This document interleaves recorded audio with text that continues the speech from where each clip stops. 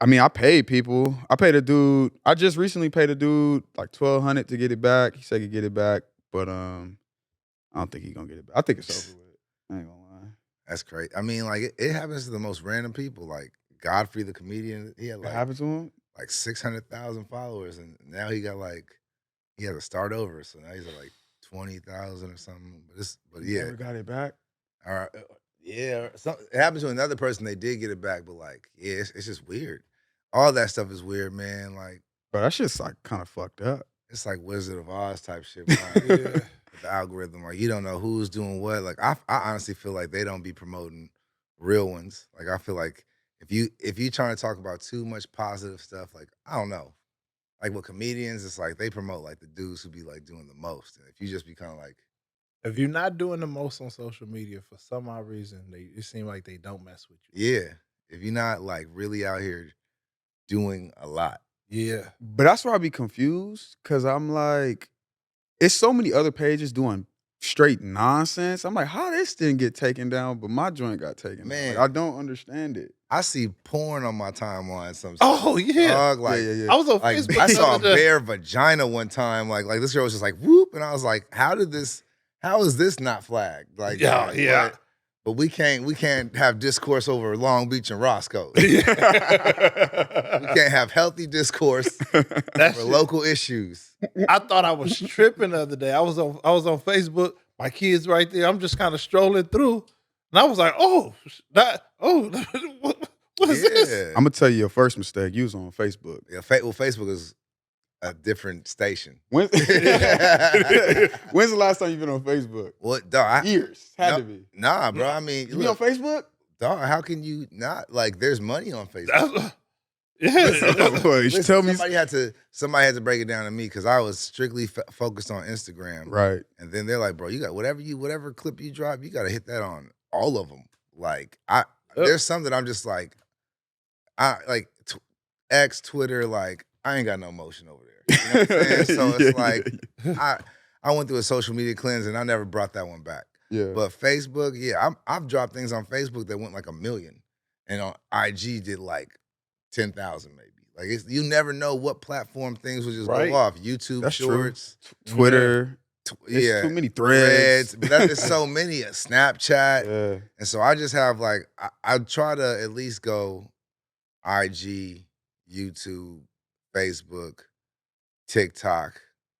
TikTok is not really a warm place for me either right now. TikTok made me feel like I'm hollering at like a group of bad bitches at the club, and like they're just like, no. Yeah. You know, like, here's your little 200 views and get out of here. It's like, that's crazy. Bro, why they always cap you at like 280? 280, 280, bro. 275. Like, so that's it? Like, man. Wait. Well, first of all, do you post manually? Yeah. It's a website called later.com.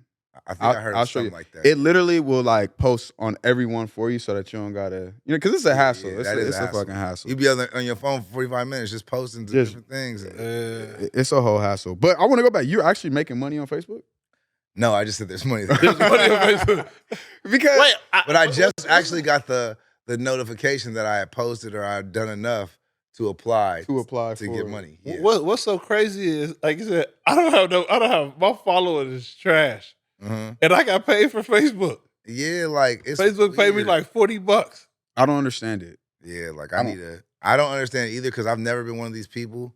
But I also feel like sometimes I feel like IG and some of these places like it was almost like a gold rush, and everybody was getting money, and then they're like, "Whoa, we are paying too many Too much people." money, yeah. So now they're like capping views off, and it's kind of plateaued. Like I don't really hear of people bragging about the money they getting on like IG or, I mean TikTok. I don't know, man. I barely know. I just do what I can do, man. And that's what I said. I don't know. Like I just was posting. I would post some random like motivational videos and all that. I would just put them up there. And they're trying to pay you for that. They did pay me. They paid me. They sent it. They sent it. One day I was on. I went to my PayPal and I was getting ready to send somebody some money, and I'm like, $40. And I'm saying it was like, and it told me it was sent from Meta. And So they how sent me an email and everything. You have your PayPal linked, or you have your Yeah. Yeah, they make you link it.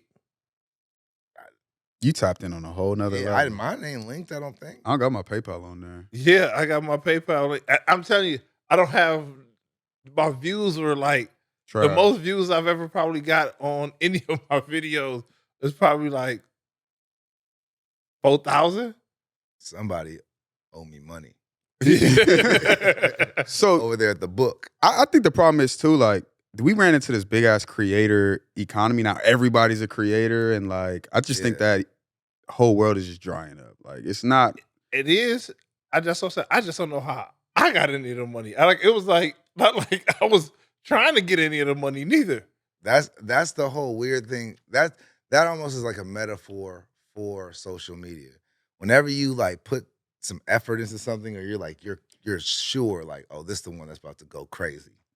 Nothing. Never. Yep. And then you post something like, man, this is kind of funny. You're like, man, whatever. And that's the one that goes viral. Or like you over here just like, man, I just posted a couple videos every once in a while, and you got a little $40 bag. Yeah, that's you know what I'm saying? And they send me an application for money. You know what I'm saying?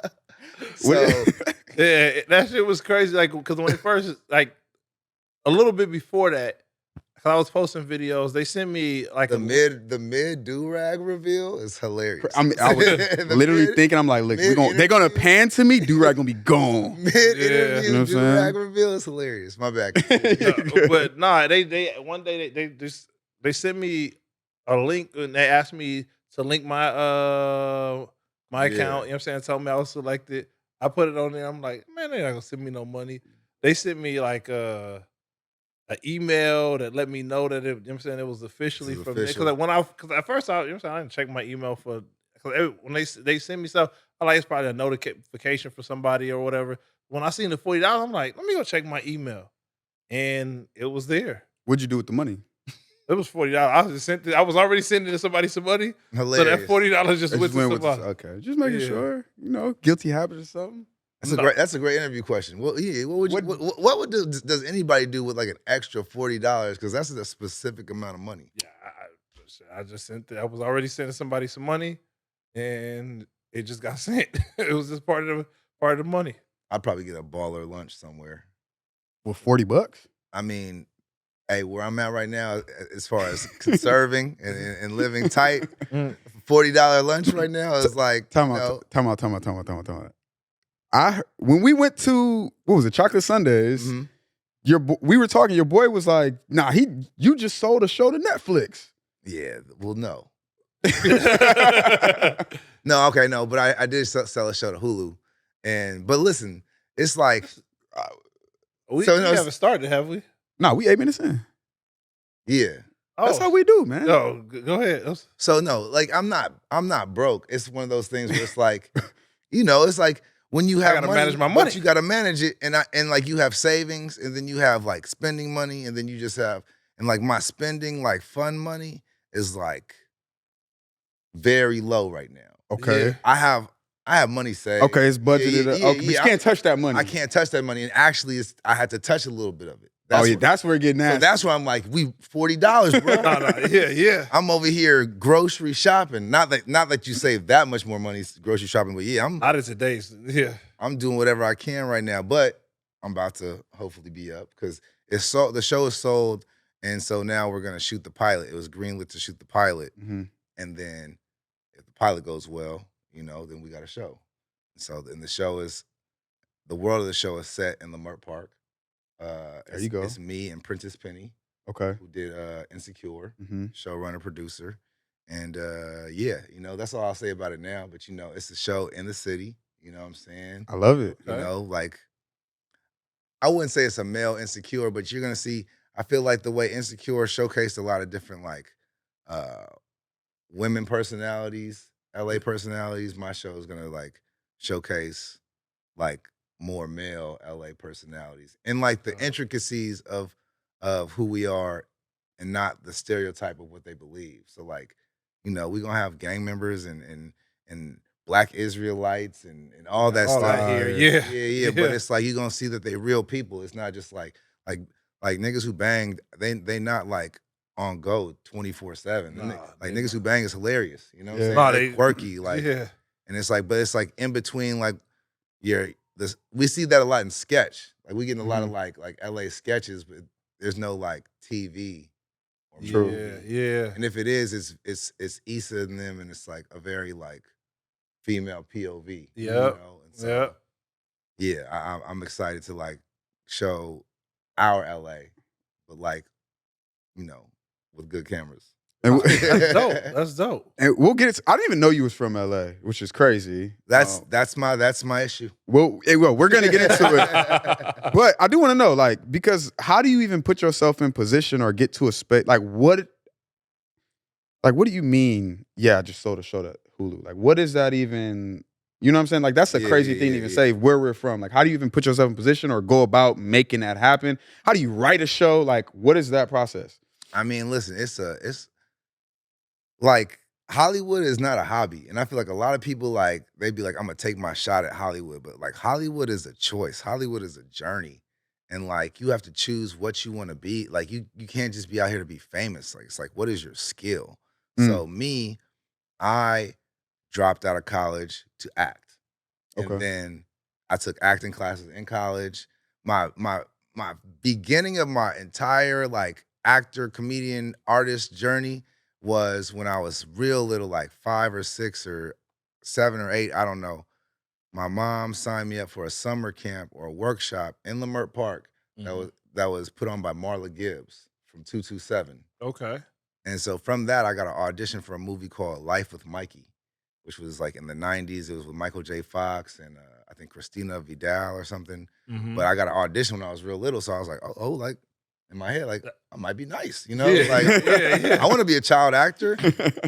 I think I might have done a couple more auditions, but like I had parents working, you know what I'm saying? Yeah. Like my dad, my mom was a single parent, but my dad like wasn't like completely absent, but he also didn't have time to like, you know, take me to auditions and stuff like that. And then, you know, also where we from, like, unless you are a like working actor, acting's not cool. You know? Theater acting is not cool. Like, come see my play, my nigga. Like, nobody's saying that. So, you know, it was hoop. And then for me, I transitioned into like playing golf and like really being focused on golf. Like I think I was trying to go on tour, had a golf scholarship to Hampton University. Whoa. Didn't take it because I stayed in LA, you know, Pomona College. But like, so golf was my focus. And then in college, So are you nice at golf? I'm very nice at golf. I'm very nice at golf. We're not nice. You heard it? No, you're not nice. You see how you trying to throw me in there with that? You trying to throw me in with that? That's crazy. Like I said, we're not professional golfers, but we go out there, you know what I'm saying, to have a great time. So maybe one day, you know what I'm saying, we could definitely do it. All right. Right. That's the next video. Well, let's do it. Challenge James Davis some golf. We're going to do it. Let's do it. You two, best ball versus me. All right. It's still going to be a mollywhopping. But like. So you nice is what you're saying. Yeah, like I shoot like 81, 80, 79. I know he's nice. I don't even know what that means. I'm saying he's nice. Because that's a 81. What that means? That's not a par 3 course. You know what I'm saying? That's a full like 18 hole par 72. Why are you bringing out the words though? Yeah. My bad, bro. This is where you know he know how to play. Yeah. He's letting you know by the verbiage. There's 10 people listening to this like he's nice. And the rest are like, next topic. He said he hooped, and that's why I was like, I got him there. But you see how I moved past hoop real quick though. Yeah, you did. He went right to golf. When he said hoop, I looked at him. I looked at his legs. I said, he's like 6'2". I was like, he might have something to him. Yeah, that's the thing. That people look at me and think I got it, and I'm like, on the golf course. Yeah. Hey, with those golf numbers, he is nice. See? Yeah. Really? Okay. Yeah, he's nice. What's Tiger Woods hitting? Oh, and like the pros are shooting like 63, 4, 5. No, so the lower you go, the better? Yeah. I'm hitting like 20. What happens is I'm hitting like 20. It's how many a strokes lot of holes in one. It's how many strokes that you have to do to get through the course.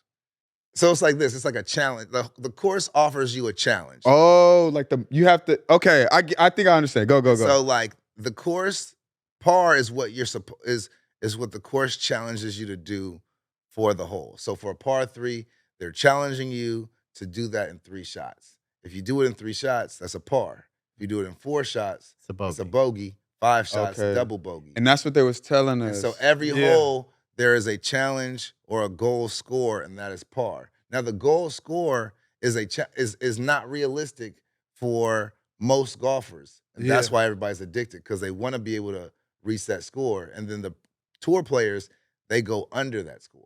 So if the course gives you a score of 72 for par, the pros on TV and the tournaments are shooting 65, as low as 65, 64, 62, 60. Yeah. Ooh. So what is it called when it like Scottie, where it take you 12 shots to make it? Drunk. Wait, how recreation, fun, fellowship with friends. It's not about the score. You just then it's just about pace of play. Okay. Don't be holding up the course. You know what I'm saying? Come on, you hear that now. At a certain point, you got to realize we got to move on. It's for the next time you play that you try to get that in. But yeah, man, but it's fun, and the sport is growing. So I love that, people like us are playing. It's the cool thing to do now. On some recreational, the way people, do darts or bowling or go-karts. It's let's just go out on the golf course, beers, blunts, whatever, homies. I know I cut you off. You was giving us a progression of how you got to where you are now, but you see how passionate I was about golf. I was damn all that. Yeah. But that golf was good. It got me because it was his idea. He was like, "Let's go play golf." I was like, "Fuck it, let's go." But we've been wanting to shoot some content of because Nug Boys are. You know what Nug Boys are? Nug Boys, Nug Boys. No, it's like a group, but they always do Nug Boys versus whoever on the golf course, and that shit is hot on YouTube. I've been wanting to do because nobody in LA is doing that. Golf matches are very hot on YouTube. Nobody's doing that just in LA. Homies, just talking mess. I'm so used to worrying about cussing, just talking mess. You good. You good. You know that bull crap. We're not actually on the course. Yeah. But nah, man. But anyway, from acting, I was wow, there's a lot of auditions. This is gonna take too long. So then I started to do stand up, and then I started to do writing from stand up because I was an English major, and so I just know how to Wait, before you zoom by that, you said you end up going into comedy. You know what I'm saying? That's a fear of most people to get on the stage in front of people. Well, how did you? Desperation. Okay, because you know what it is. My grind has very much been an LA grind with comedy, where I don't care what's your timeline for what it is that I'm supposed to make it. I'm I'm about to get it. Yeah. And so if shit got slow, I was just I need to do something else. Okay. So I got here and I was I'm not getting auditions for nothing official. I'm over here looking at this backstage paper looking for auditions. This is moving slow. You know what I'm saying? So then I went on Craigslist and I saw an ad to do stand-up comedy at the Comedy Store. Uh-huh. And come to find out, it's a bringer room show where it's anybody can perform as long as you bring people. It's just a way for the club to make money. Oh, okay. I'm over here dang, this is how you get on the Comedy Store? You just Craigslist? Yeah. So I invited homies. Comedy Store is legendary, right? Yeah. Did Joe Rogan own that or something? What's his? Nah. He kind of recreated his own Comedy Store in Texas. That's called the Comedy Mothership. Okay. But the Comedy Store is the holy grail of comedy clubs out in LA. Okay. Laugh Factory Hollywood, it's right up there too. But the Comedy Store, that's where literally all the greats go. If Dave Chappelle, Chris Rock, they go to the Comedy Store. I seen Dave Chappelle, and this is the first time I ever seen Dave Chappelle live. I thought he was horrible. Really? Yeah, like I said, and the reason why I seen him at it was Chocolate Sundays. That's where I love Chocolate Sundays. I love Chocolate Sundays. And what happened is he was just coming back from his hiatus. Oh, you was in the comedy streets back in the day. This is a back in the day story, huh? Yeah. And he was on stage for 6 hours or something like that, right? No, this time he came in there. He was I'll say he was there. Maybe he wasn't there 6 hours. I didn't stay for the whole. Yeah. I didn't stay for the whole thing because I'm what the fuck is he talking about? I feel after his hiatus though, he came back on some he wasn't the prior Dave Chappelle was hella funny, but I feel this new one he's just talking. But but now you said, some funny stuff. I think now, you know what I'm saying, as he's gotten fully back into it, this shit is hilarious to me. But what happened was when he first got back, I was I didn't know, you know what I'm saying. I'm just listening to him and I'm looking for punchline. You know what I'm saying, punchline. Here you go. But it was more so I wasn't ready for the educational part of it. So two things. One, to your point, I think after the Africa thing, he's just been a little bit more intentional. Yes. And so sometimes the intention for a special isn't for everybody. I feel like the Killing 'Em Softly, the one in San Francisco, Yep. I'm just about to kill. Jokes, Oh my jokes, God. jokes. Yep. I haven't, all the stuff that like is bothering him now or that he's like aware of and kind of fighting back now, he was just a part of the system, getting money, Yep. just dropping hot specials. Yeah. And now it's like, first special, I'm back. Second special, I'm talking about this. But first special, I'm back. Now people are starting to hate, so now I'm dropping specials, but I'm also addressing the haters. He's damn near like on some Tupac, like, and Hollywood is bad boy, and it's like I'm dropping albums, but it's always bad boy killer. Yeah, and even if you're not in the mood for diss comedy, or certain topics, and it's like, but this is what I'm on right now. Yeah, and that's why I say as I adjusted, because at first I was like, you know what I'm saying, I wasn't used to comics educating you. Yeah, that was more so, you know what I'm saying, give me he made that cool, but then he got to a point where like for me as a comic, I kind of understood the game of what he was doing. I was like, okay, so he's gonna make some jokes, then he's gonna, and those are gonna be the setups. Then he's gonna tell like a history story or something. Yeah. And at the end of the history story, it's gonna be a joke, and it's also gonna be a callback to the jokes in the beginning. Yep. And he's gonna do it again. And it was kind of like, and when I started being like this, I was like, this is hilarious. But like for a couple of specials, I was like, I think I figured out Dave Chappelle. No. And then this last special, I feel like he switched it up again. Yeah, but that's what makes him so great. That's what makes him so great. And then the second thing is with great comedians, when you catch them in a comedy club, it's weird because that's our place to grow and work new materials. Yeah. And then on the road is really when you get the show. Yeah. So if you catch Dave Chappelle at a comedy club, it's like going to a Laker game and you're like, man, I'm about to see LeBron ball out, dunk on people, 15 assists. And the whole time it's a packed arena and he's just doing the most simplest drills. Yeah. He's just doing layups. He's just doing layups. Maybe they practicing plays. He got the do-rag on, you know what I'm saying? Yeah. Missing threes. Black and mild. Stuff. Yeah, exactly. Headphones on.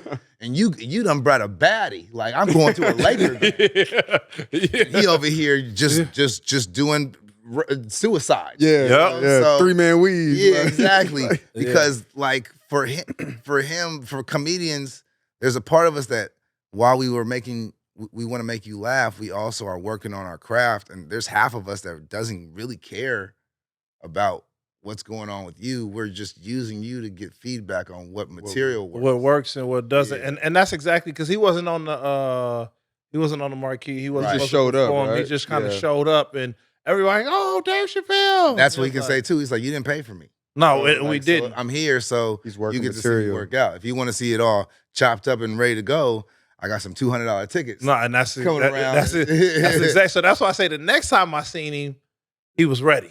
Like you said, but you could tell he was testing out material at that time. Can you break down? Because I'm gonna be honest. I love comedy.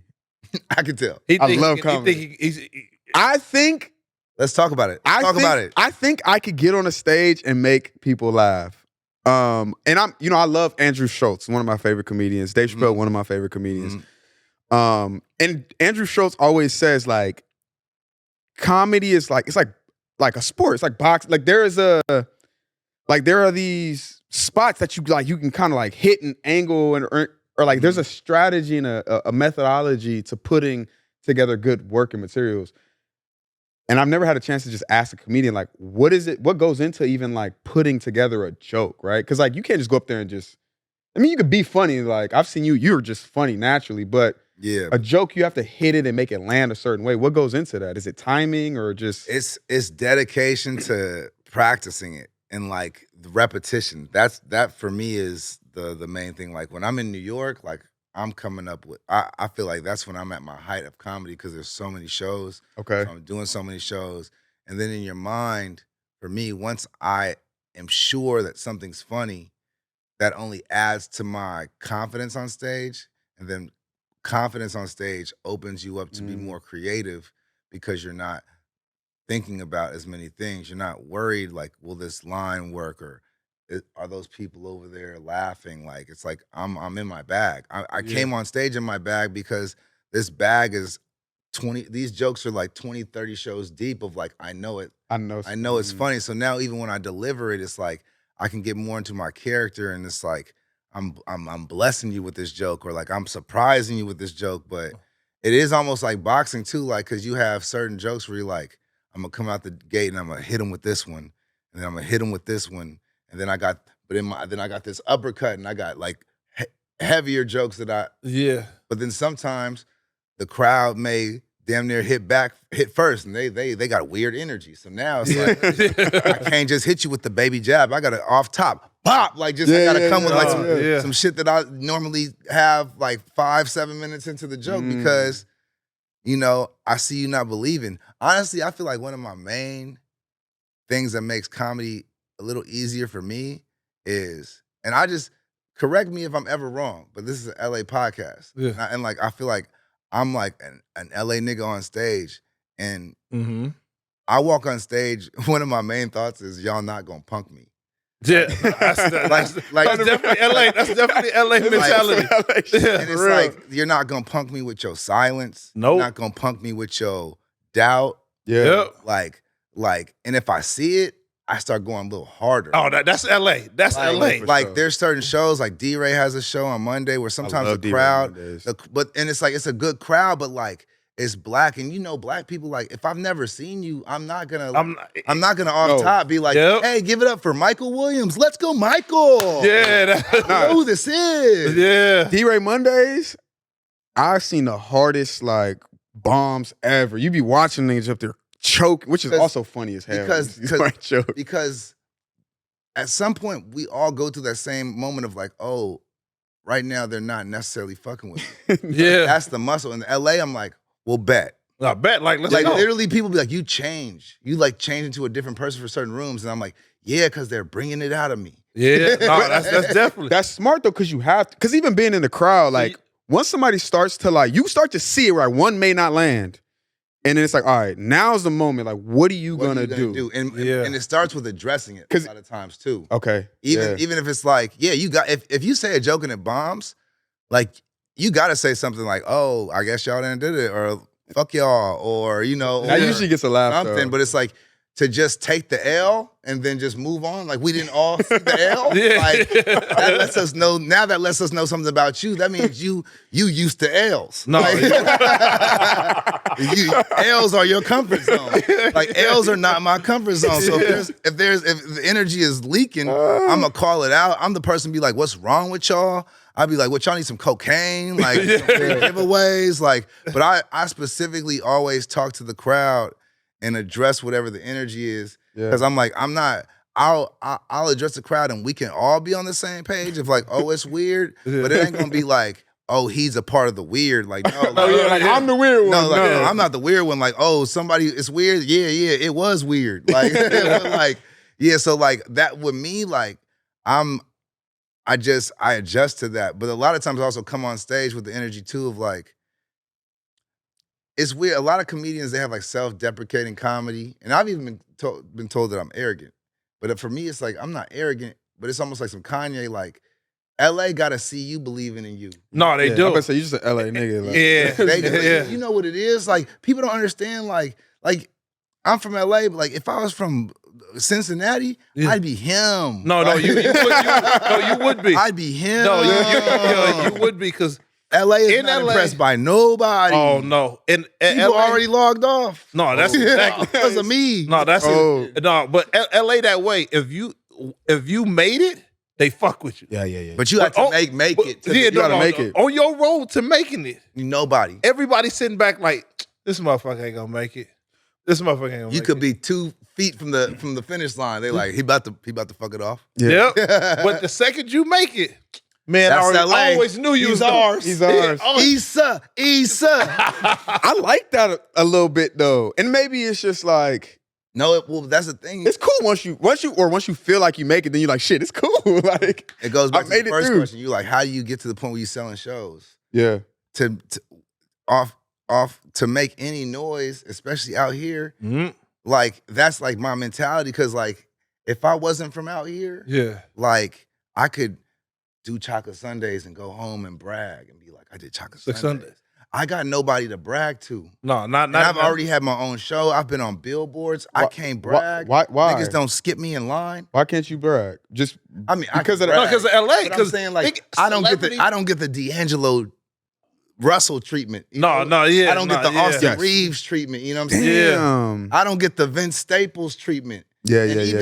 And there's some people still look at Vince and be like, just because of off LA, like LA is just so unimpressed. No, because Denzel's 2 doors down and Michael B. Jordan and LeBron's here. And all these people. So like, like you could literally walk around and see celebrities everywhere. And it's like, you know what I'm saying? And people are like, oh, that's such a, you walk right by them like they're not even near. Or there's so many celebrities here, half of them you don't even know. Yeah. And that's the thing too with comedy. Like, unless you really are comedy acting, you're getting a lot of acting stuff. Comedy is not big in LA like it is in other places. Like, people ain't in the comedy clubs to be like, yo, he's hilarious. I saw him the other night. So then it's like, you got to be internet famous. Yeah. So that's why, and like, this is my boy, but like, for sure, like, Watts homie Quan, like, he's LA's comedian. Yeah. Like, that's LA's comedian. Yeah. And it's like, we have totally different careers. And if like, I'm very accomplished, but my accomplishments aren't online. Yeah. You have to look me up to be impressed by me. Yeah. And that's what I was Watts homie Quan comes to you. Yep. And then rappers, everybody else, it's like, you know, they like, oh, these are the dudes. And like, because they're not at Chocolate Sundays. Yep. Do you feel like, I get a sense of you kind of want more of that LA support or garnering around you. Is that true to say? I think every LA artist person do, because LA is like you said, if you're a rapper or something, LA is one of the hardest places in the world, being from LA, to get going. Like, like, for example, like, y'all cool with Jason Cash, right? Yeah. Yep. We were just talking about it. That's incredible. Yeah. Yep. And then I went to his page and I saw his followers. I was like, get the fuck out of here. Like, I think he had more, right? I thought he would have like 200.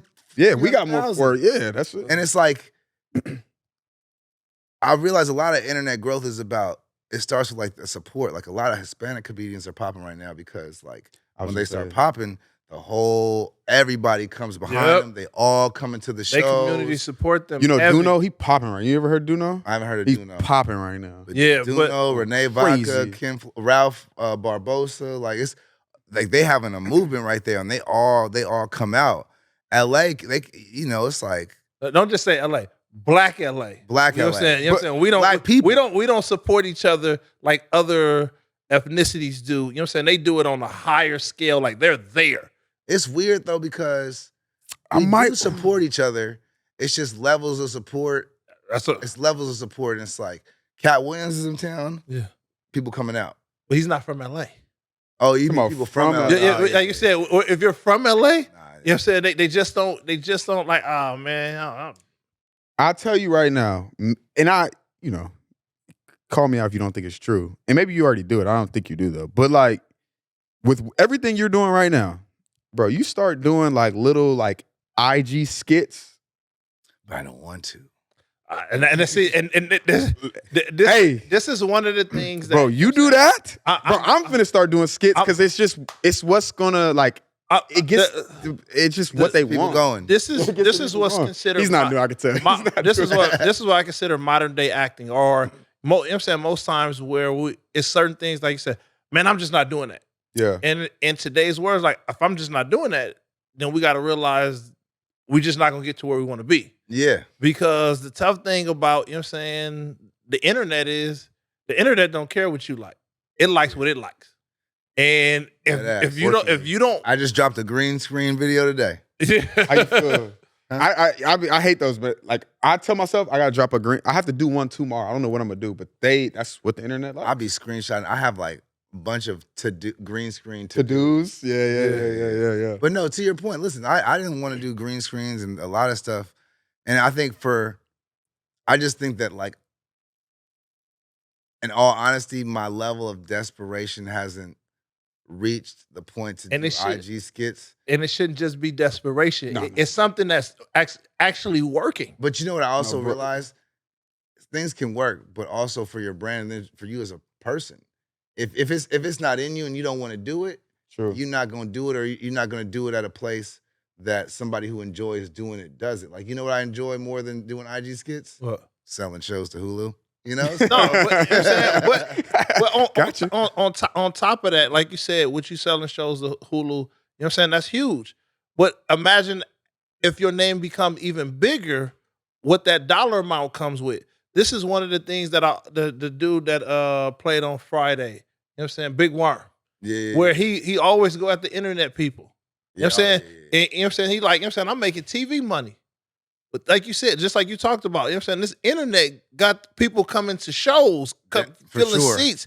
You know what I'm saying? It's something that like most people are like, oh man, I don't want to do that. And this is what I told him. Like, I was trying to be a motivational speaker. Mhm. When I was trying to be a motivational speaker, there's a whole bunch of stuff in my head. I told me, I'm not doing none of this shit. Mhm. And I realized that that's the reason I didn't make it as a motivational speaker, because I had a bunch of shit in my mind that I told myself, I'm not doing. Yeah. But what happens is, this is the thing, especially in LA, we get locked into what I'm not doing. I'm not going on this show. I'm not messing with them. I'm not talking about this. And it's like, but it's a networking game. You know what I'm saying? How do I get myself in front of as many people as possible, as often as possible, so I can get as much money as possible? Facts. But a lot of times we fight ourselves. You know what I'm saying? We get in our own way from from taking that step to I'm here to I'm here. And this is where other people come here like, I don't really know what's going on. I'm doing everything. That's people, And they win. That is the catch-22 from being out here. Yep. Like, We too cool. I feel like I'm one of the hungriest of of my friends, but like it is a too cool slash. There's just a level of desperation that's different when you're not from there. Like, I could be going to shows, I can go through whatever, but like worst case scenario, I'm gonna be in my mama's house, That, yeah, my that's dad's exactly. house, my grandma's Yeah. house, and my aunt's house, and there's people over here going from couch to couch. Like, yo, I got to kill, I got to book, because like I literally have nothing. Yeah. And what's so crazy is they come here, they live the lifestyle that we supposed to live, Mhm. due in large part that they come in here mentally with that level of desperation that we like, I gotta wait till I get to that point. Instead of like, nah, you know what I'm saying? Let me do what I need to do. So when I get to a certain level, I don't gotta do none of this shit no more. Yeah, I on a macro level totally agree with you. Yes. But you can't do what I've also learned is you can't do everything at all times. And there's certain times you have to focus on certain things to do it at a high level. Yep. And so I agree, like, it's like everything should be on the table as far as getting the bag and expanding your brand. Yes. But I'm not at a place right now, personally, like where it makes sense for me to focus on that now. But I could never, to your point, I could never say that's like it's not productive for me to say like even I don't want to. It's like I can't do it now. But like you got to be open to everything. But that's my biggest thing. Like, you know what I'm saying? Not to say, like you said, and that's most people, I'm just not doing that. Yeah. Oh, okay. Then if that's not what you're doing, just understand this is what the audience is looking for. And this is what, if you want that level of bag, this is what you have to do. But I like that that approach, that mindset. Like, I'm just not in that space right now. Because there's a lot of things going on the internet that like are getting people attention. You know? Yes. Skits, food, bunch of stuff. Like Yep. I started like Food is crazy. 'Cause Yeah. you're I right. started dropping clips. I wasn't somebody who dropped clips until about like 2.5, 3 years ago. And I just like got in the rhythm of just dropping clips or whatever. Yeah. That grew. But then like everything gets oversaturated. Then all of a sudden there's like a million comedians dropping a million clips. So now it's harder for your clips to like go viral or get you a bunch of followers. So you have to do other stuff as well. But like, what's so crazy is just like 2 weeks ago, I seen a clip of you. yeah. You know what I'm saying? That was on you were doing crowd work. Like you Mhm. said, I forgot exactly what you was talking about, but you were doing crowd work. But It came to you. yeah, but this is what happens when you put yourself out there as many times as possible. You don't know who you're reaching. Real talk. Do you feel like because you are a comedian at the level that you are, right? Like you're selling shows, you are, you know what I mean? I've seen you on stage. Like you You're funny as hell. Thank you. Do you feel like, is that the reason it does, like, do you look at someone doing skits and you're like, that's kind of just beneath me a little bit? No, not beneath me. It's just more about, it's two things. It's me adjusting to, like it's not even just an LA thing. Like, it's a generational thing. A lot of people got into Hollywood thinking you do this, and this, and then this, and it goes to this. And like, internet sketches were nowhere in that plan. Yes. Mm-hmm. Like, when I'm taking an acting class, like, I'm thinking about applying this acting to TV, film, maybe theater. Yeah. Yep. Not a sketch on YouTube, Instagram, TikTok. So it's about adjusting to that, and then just doing it in a way that makes sense, because while it's not all about followers, you still are a brand, because there's a lot of people with lots of followers. And if they don't have like acting skills or writing skills, or like, once you get those followers, you can get a meeting, but nothing's gonna happen if you haven't also worked on the other side of it. No, but that's why some people don't win. You know what I'm saying? Yeah. But to me, I think about it like the NBA. Like I said, most people like, oh man, I would just watch this even if it wasn't no people commentating and people they talking before the game and after the game and all that other stuff. If that's the case, then just go to 24-hour fitness and watch people hoop. But you know what I'm saying? What happens is, Hell no. Most people, you're not going to do that. What happens is, it's a part of it. So like you talked about, you know what I'm saying, in order to pack the shows out like I want, social media, you know what I'm saying, my writing skills, all this stuff comes together, and I use all of it because you are talented. Yeah. To use all of it, like you said, you have the acting skills, you know how to write. So I'm taking, you can put together a skit, you can do all these things to where now you putting all your skills to work to get people to where you want them to be. Yeah. Sitting in front of, you know what I'm saying, a TV, watching your show, or coming out live, just like we talked about NBA. You know what I'm saying? NBA, they're gonna use the commentating, they're gonna use all this other stuff to get you to where you sitting in front of your TV, or you paying millions of dollars, you know what I'm saying, or thousands of dollars, you know what I'm saying, to be front row at the game. Yeah. How do a skit, bro? Shit.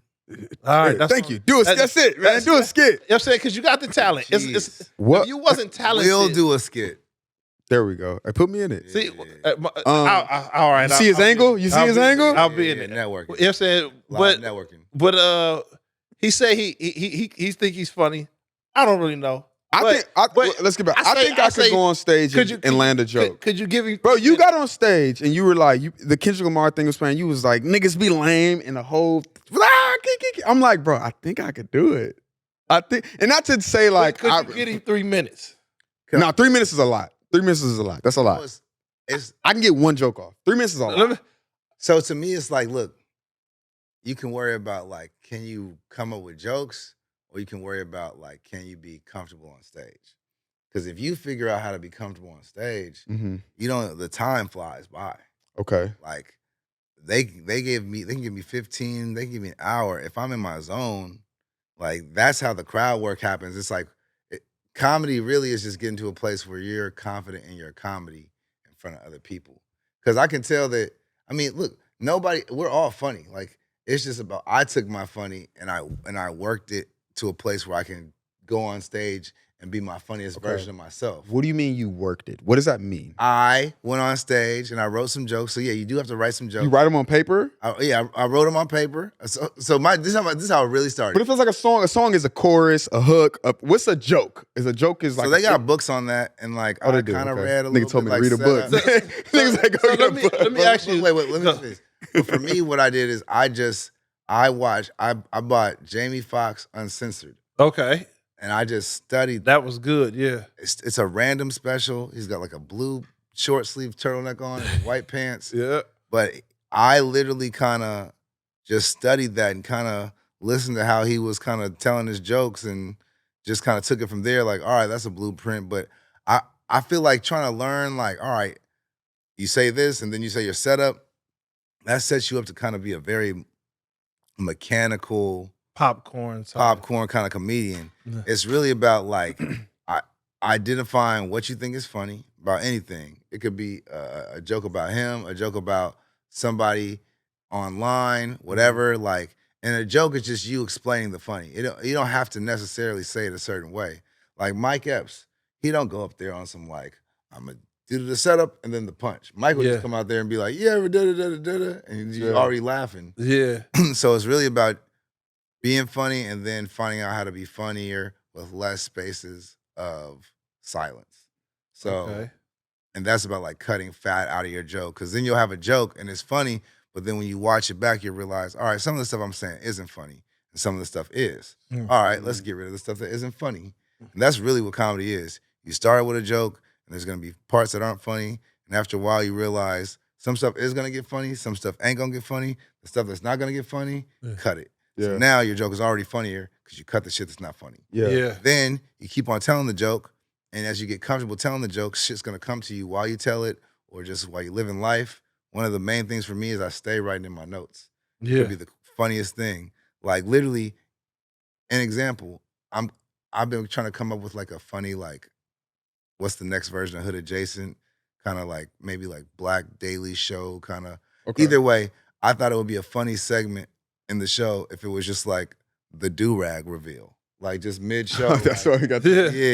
And that came that from you, but it's like, if something's funny enough, I'll write it down. And then you just have a bunch of ideas, but it's about the jokes. To me, the best jokes, it's not like you sit down and you're like, I'm going to write something funny. You just realize in the moment something's funny and you got to just write that down. And then when it's time to perform or go on stage, you put together your collection of thoughts that you thought were funny, and maybe you work on, maybe you have certain lines or certain stuff that came to you, and you just take it on stage and see what's funny. And so it's just it's an idea, like a mid do-rag stage. You take that and you just kind of free ball it and figure out. It's really about thinking on it and like peeling back the layers and just like right now I don't have a full idea for the do-rag reveal. But you know there's something to it. There's something to somebody mid hosting a show taking their do-rag off, yeah. And then it's like, what if that was like a weekly segment? Like, what if like it'd be funny if like one of a major segment of a show was just this dude taking off his do-rag. Yeah. All right, y'all, it's the reveal of the week. You see me dipping. All right, now the weather. Yeah. So it's like just having that third eye and just being aware of everything. Like, honestly, it's good that you laugh a lot, because that's what, for me, like some people are always like, what you laughing at? It's like, yo, just life is funny. Bro, it is, bro. Like everything is funny. Like the fact that like he's there and like we're watching him. They wouldn't be able to see it with the show. But I can. And You it's can, funny. right. You know, like Solomon, show your face. Solomon working hard. Yeah. Bro, you have to laugh. Like, I laugh at my pain. Like, everything is a fucking, like, life, bro, shit's so short. Bro, it's my a girl joke. keyed my car, and that joke made it into my first comedy special. Yeah. It's like after the pain, it's almost like you're getting through it, and then you just got to be able to step away from life and like just see the absurdity of it. Like this girl, she didn't just key one, she keyed like she literally went around the whole car and keyed it. Right, you ain't just hit one. No, most people hit one side. sides. You hit the whole All 360. sides. Like, what? And then I was like, I was like, I didn't even know people were still doing this. Like I thought this was style.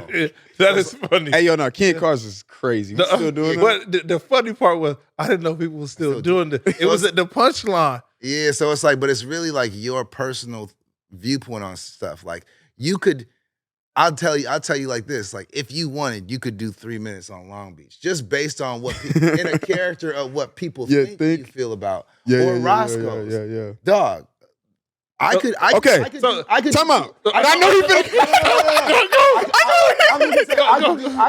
I could do 3 minutes off what I heard you talking about, Roscoe. I'm gonna tell you this. I know what you finna say, and I'm not backing down. Go for it. Go. I know what you finna go to. Say what you gonna say. You finna try to like somehow get me on stage and to go. Is that what you finna do? Yeah. I will do it, bro.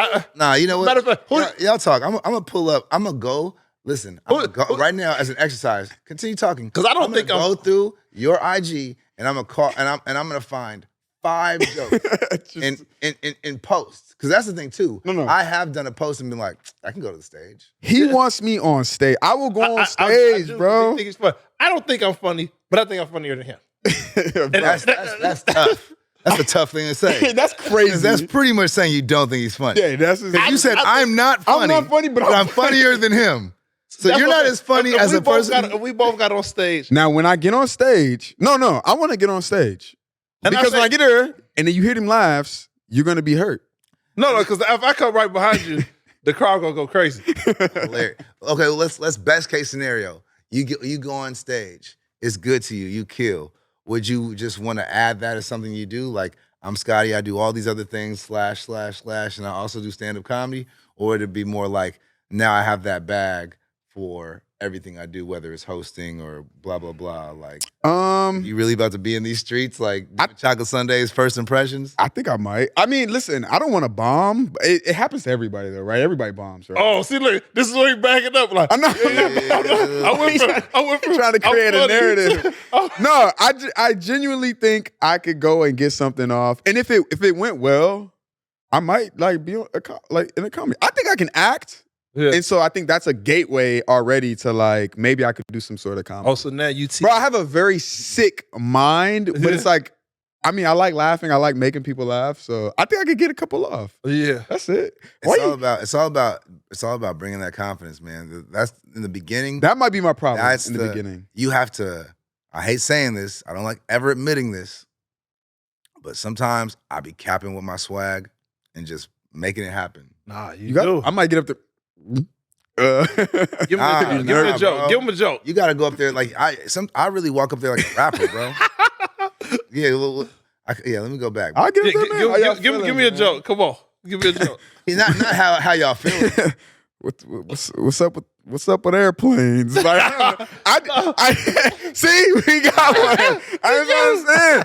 I'd get up there and I'd just be like, yo, like sometimes, you know what I'm saying? Like, you know, I'm sick because. Okay, go. You warming up. I get in relationships and, you know, I do this thing where I try to get at my girl's friends, right?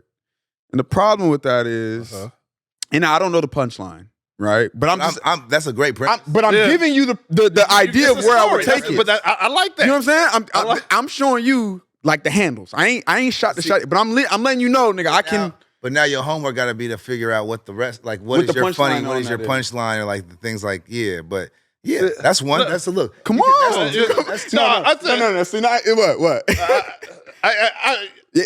You gotta have a punchline. You know what I'm saying?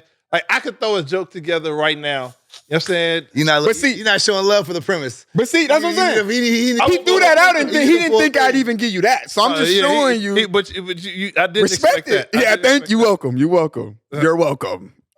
Wait. So have you ever bombed? Man, listen. For the first 6 months of comedy, I had never bombed. All right, you know what I'm talking about? I don't even care if you bombed. Let's take it back. I do. I want to get there. Your girl keyed your car. What the fuck did you do? This is that kind of podcast? I mean, that's wild. Was this recent? Nah, this is years ago. I mean, honestly. Are you still with her? No. Oh, okay. Nah. It was so you kept doing whatever he was doing. Listen, honestly, it was just like we was just beefing. It wasn't even like I didn't do.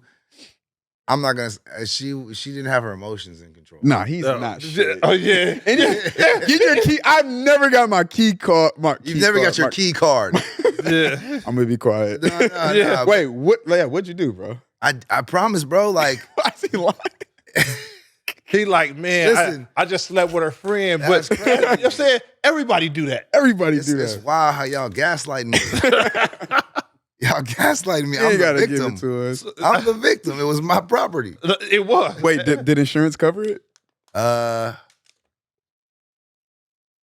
be honest. I think I like got rid of the car not too much after. I'll be honest, I don't think I ever fixed the key. I was driving around. Yeah, like shit. I got a home. This girl keyed the front. He was just riding her. Because it's almost like in a toxic way, like I say this in the joke too, you see a keyed car, women will be like, but why? You know? Yeah, now you're a little interesting. You're a little mysterious. Like, what you got going on? I got bitches keying You laying it down. If that can't, that's what I say. You laying it down.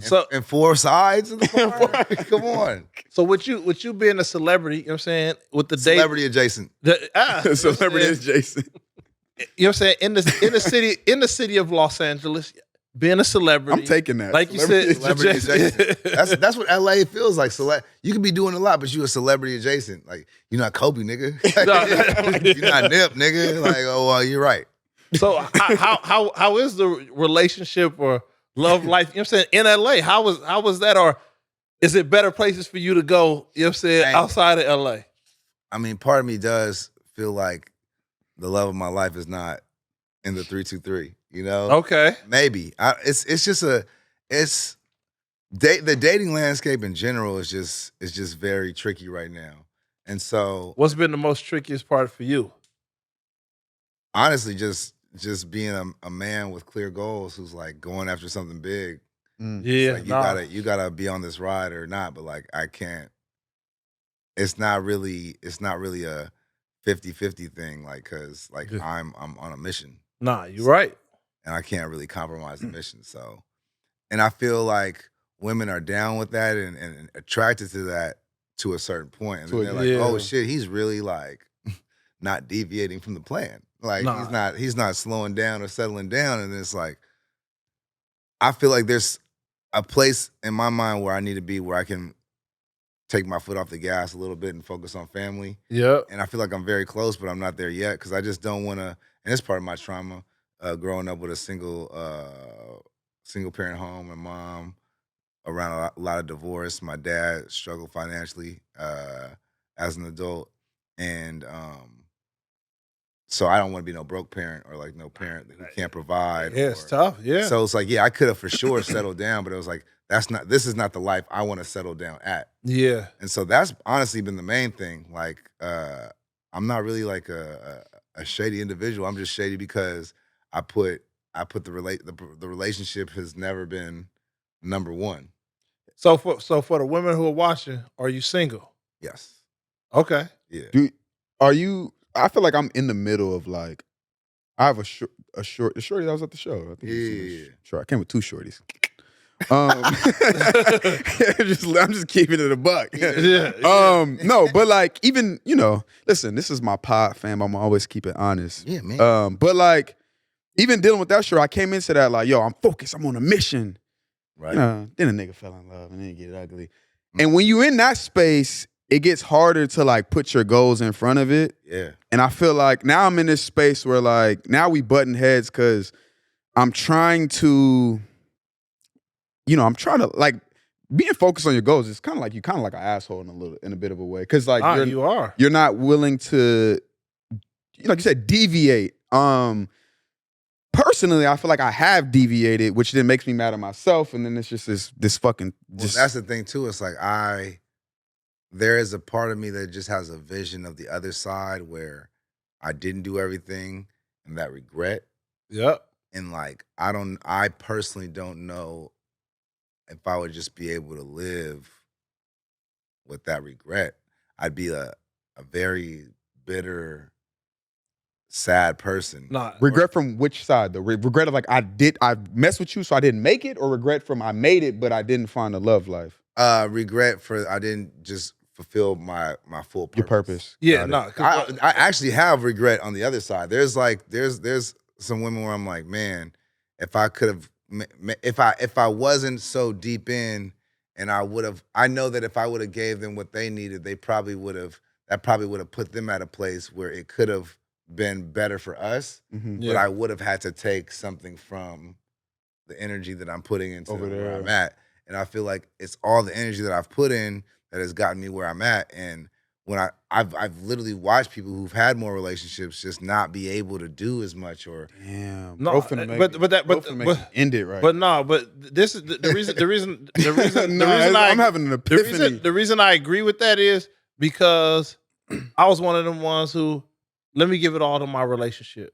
You know what I'm saying? Let me set my goals. Let me, you know what I'm saying, move goals around to make sure the relationship the marriage was what it was supposed to be. And by doing that, I feel like I've compromised so much of myself that it hurt the relationship. Because deep down inside, I've been happy, and that's what ended up happening. And now we're at a point where we're just like we're two people in the same space. Well, it's funny you say that because when I would be in relationships, and I'd feel bad, but like, say I spend a weekend or go on a trip, it's like when I'm not grinding, I'm so highly aware that I'm not working. Yes, and I'm so aware of the fact that the industry is still moving without me. Yep. And so for her, she's like, I'm spending time with the person I love hanging out with the most, and we're doing nothing, or we're just, let's go walking down Venice, or let's go grab something to eat. Let's spend some money. Yeah. I'm like, yo, so now it's like I'm away from the grind and I'm spending money. But that's, and I think that's what most women don't understand when somebody's trying to make it. When you're trying to make it, you know what I'm saying? We got money, but if I start spending this money, he just ruined my. Y'all both just ruined my whole relationship. And then also with like what I'm in, like this is not like a salaried industry. Yeah. So like I'm up, and when I'm up, it's not like, all right, and now you up forever. Like, man, listen, I had 2017, 18, 19, maybe 20, rich as fuck. yeah. But like 2023, 2020, this year, $40 lunch.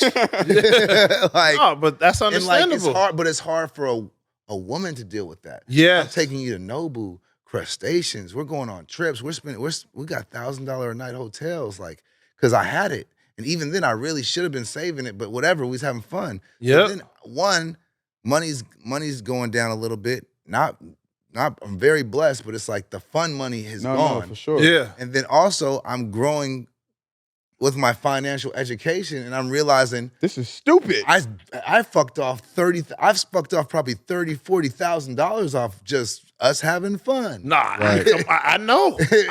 So now it's like, even when the money comes back, like I'm realizing that's not a smart way to live. Like, or I need somebody who's gonna, like, they see me and they think, oh, bet I'm with him, like my wallet goes in the trunk. And it's like, nah, I still need somebody, a teammate. And it's like, you don't have to.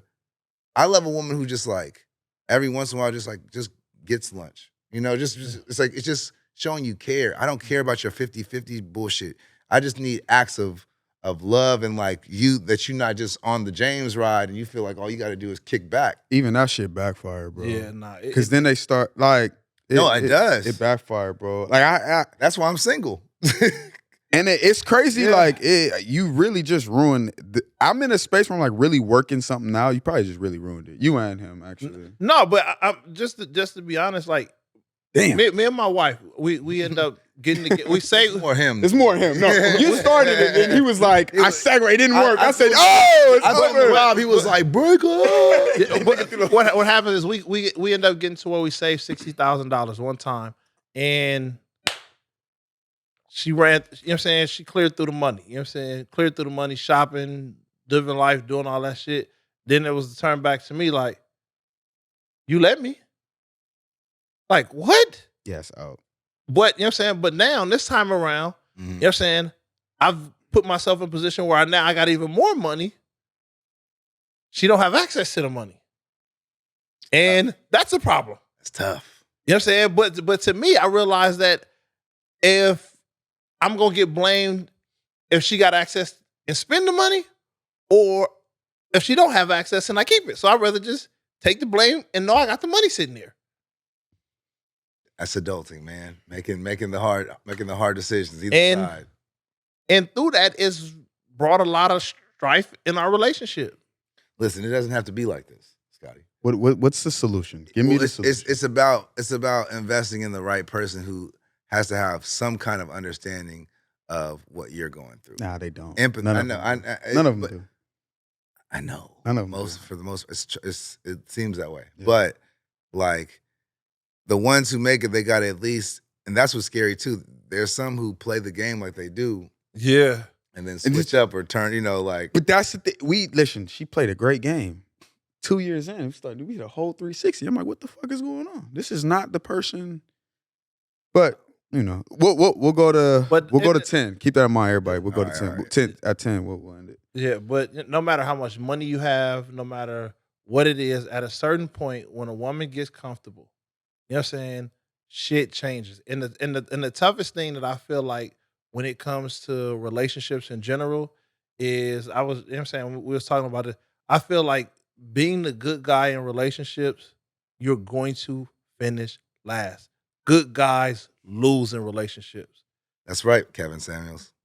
No, I'm not trying to be Kevin Samuels, but every dude that I know, you know what I'm saying, even myself, trying to be the good guy, it don't work. Women go do everything for the dude that's a dog, that's treating them wrong, that's whatever the case may be. But get a guy who's, I'm gonna court you, you know what I'm saying, I'm gonna take care of you. They don't want that. I think one thing I had to do for my business side, for my grind, was to study relationships. Yes. Study women, study my response to women, because I realized I'm not gonna stop loving women. No, of course. I'm not gonna go straight monk mode. Like, I need female, like, whatever the word is. All of it. Yeah. But so from there, like, because I was the same way, like, because like if you just have a really simplified thinking of just like, I'm gonna do what makes sense in my mind of doing doing right by this person. Yeah. They're not their mind literally is not Venus, bro. Nah, literally not working the same. So I had to just start really understanding women. I didn't finish the book, but I was reading Ways of Superior Man. Oh, yeah, good book. Great book. Yeah. I got to revisit now. Game changer. Yeah. Because then it's like, I don't really even complain about women no more. I just understand what they are and what they need. Yep. And I think a lot of times it's like, if you have a real understanding of what they need and what they respond to, you don't even want to be a nice guy. Like, for me, it's like, I'm not like trying to be an anti-nice guy, but I know that there's the things really that you protecting your boundaries and your mental health is actually what turns them on. Yes. You being sure of yourself, like, and I'm not gonna say turns them on like this is like no, anything, but it's like about right. That it does. Everybody. Yeah. Men and women, like, the more you're sure of yourself and you love yourself, thus looking like you may not fuck with them as much as they fuck with you or whatever, but like always putting yourself first, it's just the better way to live. And then you need somebody. Now you can't be no asshole, but it's just like, I don't know. I just feel like, and being understanding of female nature. That's the thing. Being understanding of like what things mean. Bro, the moment a woman feels like she's the prize, you're screwed. Yes. You're screwed. That's why they like ambition. They do. Like, but ambition, you should like ambition. Like, you shouldn't be ambitious for a woman. Like, you should be ambitious for yourself. But it's like, it's all survival, bro. Yep. So it's like, you so nice, you look like a nigga might knock you out in the club. Especially with LA women. LA women love to test you. No, they do. And because they see this, they all done been quasi ran through by a couple gang members or some thug ass. Yep.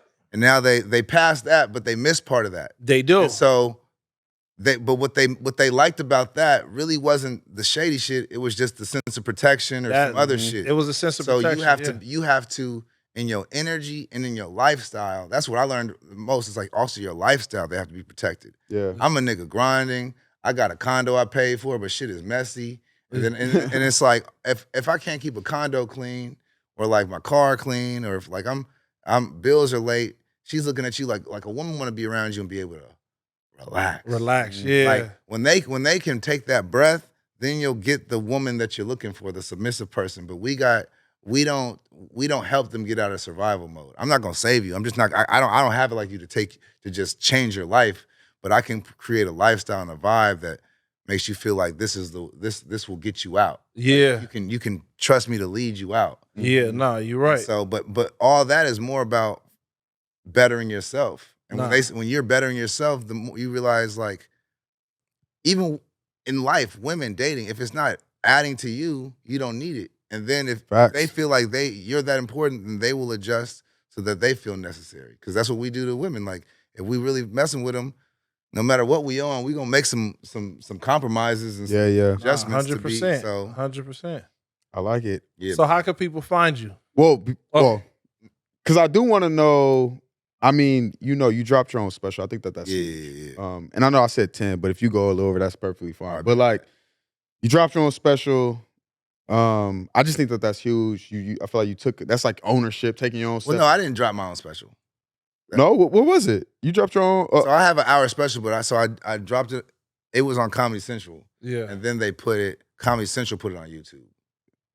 But it's your special though, right? Oh yeah, but I mean, you said like, I get you. I got you. Independent. Okay, fair. Well, yeah. I have an hour special. Then I have then they got this thing called Don't Tell Comedy. Okay. That like has been popping up, and it's like 10 to 15 minute specials. But yeah, no, definitely the hour special. That's something I hang my hat on. Like, yeah, no. It's funny as fuck. I seen it. Live from the town. Because I didn't feel comfortable shooting in LA because we talked about that celebrity adjacent. So I was like, let me go to the town. I'm still on the coast, but let me just go up to the town. Yeah, that's the way to do it. Yeah. Smart. What else you got coming up next? So, man, God willing, this Hulu show goes. Yeah, me praying for that. Everybody, say a prayer. It's a real LA show, man. Like I stand on it. And the thing is, they making us shoot some of it in Atlanta.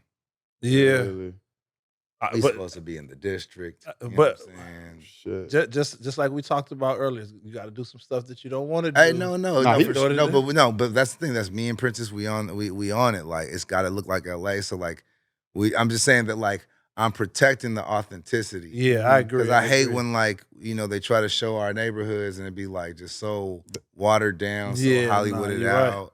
Right. So it's like we just protecting the authenticity. So like it really just people fuck with it. Nah, I'm with then that. I'll come here and I'll take the adjacent off and just be a full-time celebrity. Nah, I'm with it. Make it for next time you come through. Lori Harvey over there with me. Hey, you bring Lori Harvey in here, man.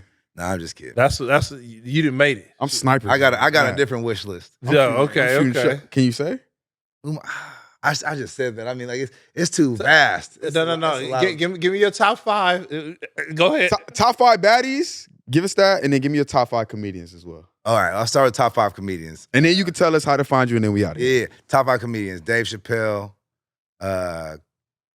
Kevin Hart, Jamie Foxx, Bill Burr. I'm blanking on somebody. Who do I love? Shit, Mike Epps. Okay. You said Mike Epps a couple times. Yeah. Top 5 baddies. Ooh, man, they just be everywhere, man. Like, you can throw Lori in there. Lori Crow. Yeah, I want your top 5. They are everywhere, but what's your Lori, Drea? Hey man, this is just like some this is the first one. I just gotta get it off. Yeah. I have so much guilt for this. I can tell. you can hear it in your voice. But like Lauren London is always gonna be in my top 5. Yes. You know what I'm saying? Yeah. Okay. Rest in peace, Nip. I don't really look at her like that no more, but still. Yeah. Okay. Lauren London from just off top. Man, I'm gonna be honest, Sweetie Cole to me. Okay. YG might have something to say about that. Hey, all right. It's yours, bro. Got 3 more. I'm not mad at Carucci. Okay. 2 more. Let's go. Man, he throwing them curveballs to. Yeah, but I'm saying it's yours. It's his. Throw some names out there that can be like. No. They yours. I need you. But I'm blanking. You know what I'm saying? I'm out here working. You don't like Drea Michelle? She's the class. Bernice Burgos. Tyler's a hot one right now. I'm gonna throw Tyler in there. Tyler was already on my mind. All right, one more. She's one more. One more. No Diddy. One more. No Diddy. She's a little young. Who else is hot? Who else is like? I'm just like, oh, this is just random. But Lauren Wood, OBJ's baby mama. Oh, yeah. Lolo Wood. Yeah. No, she a hot one. Yeah. She a hot one. Yeah. Lolo, holla at me. Yeah. I don't know why I've been doing this thing. I gotta stop doing it. It's a bad habit. Because you got the little thing on your tooth. That's it kind of shows it off. James Davis, ladies and gentlemen. Hey, you can follow me at the James Davis, THEE James Davis on IG, at the James Davis 3 on TikTok. Look me up on YouTube. I got a channel. It's James Davis, Fresh from the Future, something like that. But find me on YouTube. And yeah. You have something? Nah, you know what I'm saying? Definitely Come to some shows. Definitely go out, support him. Definitely go follow him. Yeah. We'll try to make sure his Instagram tag come up at the bottom. But please go follow him. Hilarious. If you've never seen him in person, he is hilarious. I've been able to see him. Funny. I mean, whatever he's doing, like you said, you're gonna definitely enjoy it. And I just appreciate. Go ahead. Quick shout outs to my Wildin' Out fam, 85 South fam. Yep. Watch Homie Quan, Big Ja, all the LA comedians. You know what I'm saying? Stevie J. Stevie J, that's Richie Loco. You know what I'm saying? I'm his Richie mentor. Fontaine, LA, Dallas.